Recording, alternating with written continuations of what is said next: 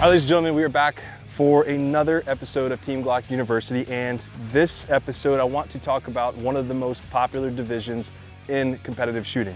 Now, as everyone knows, optics are kind of taking over the industry.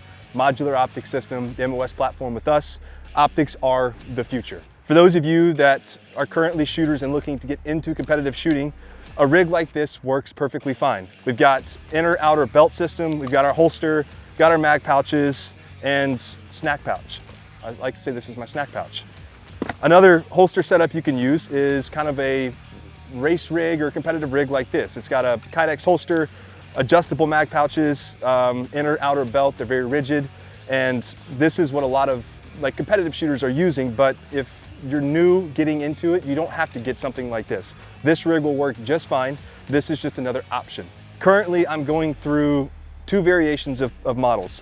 I've got the Glock 34 right here, and I've also got the Glock 47. The reason I'm going between both of them is the Glock 47 has a short recoil system. It's full length frame, 17 length slide. I really like the way this gun shoots, especially with the 147 grain bullet. It's very soft. The short recoil system to me mitigates a lot of the recoil, so the dot tracks extremely well. With the Glock 34, it's a competition model, so it's got a longer slide and it's got more slide mass. Something else to keep in mind with carry optics is for the magazines. There is no magazine capacity restriction like there was with production. So as long as this magazine with an extended base pad does not exceed 141.25 millimeters, then this magazine is good to go for the division. So let's get on the range, let's shoot some rounds and talk about some drills.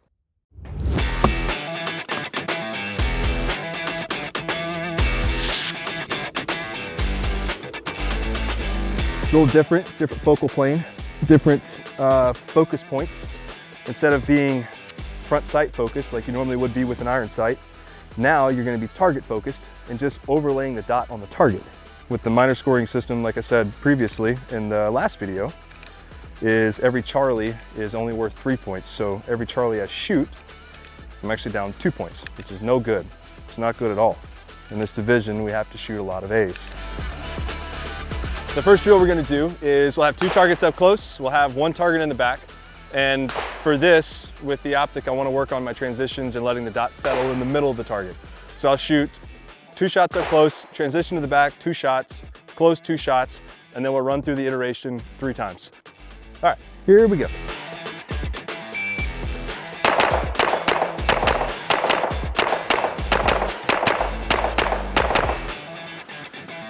Two shots on each, near to far transitions, 2 transitions back across. I'll let the sight drift a little bit too much left.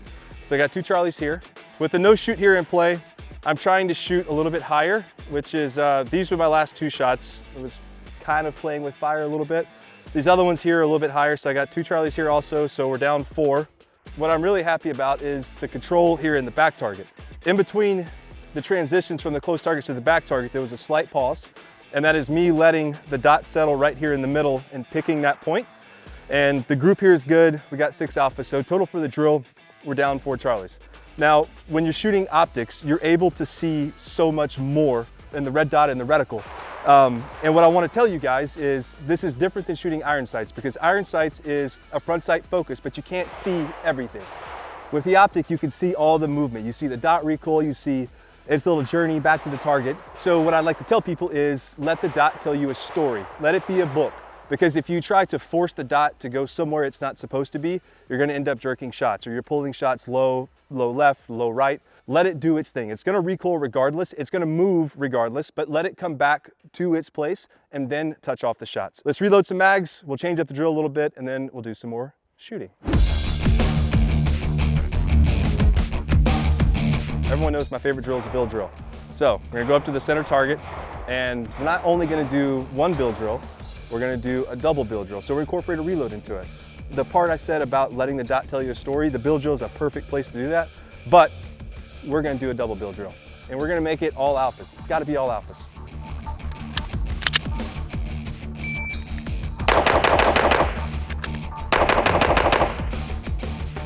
So double bill drill, time on that was a 3.90. I would like to see my first shot a little bit faster. We have all 12 alphas. You see your dot work all over the target. So instead of trying to force the dot back to center each time the gun recoils, I'm just allowing the dot to make its little journey over the target. You're able to see all of it, but don't force anything. Now, if you see the dot way over here after it's come back down through its recoil, then it's okay to adjust, but don't try to force it anywhere. Double bill drill, pretty good time. Let's do some more drills. Shooting an optic, it helps shooting at distance. So we're gonna start right here, shoot these two targets here, 2 shots each. Then we're gonna run to the other side of the range, shoot each of those targets 2 shots each, do a reload, and then shoot them again, 2 shots each.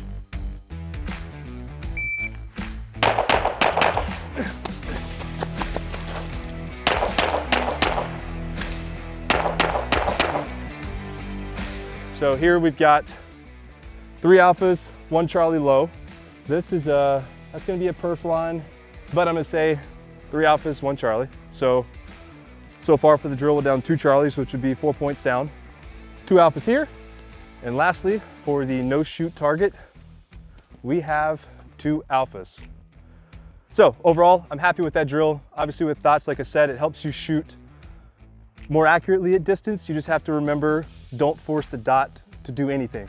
Let it return to where it's gonna be. All right, so ladies and gentlemen, thank you for watching this episode of Team GLOCK University. I hope you enjoyed the discussion about carry optics and shooting optics in general.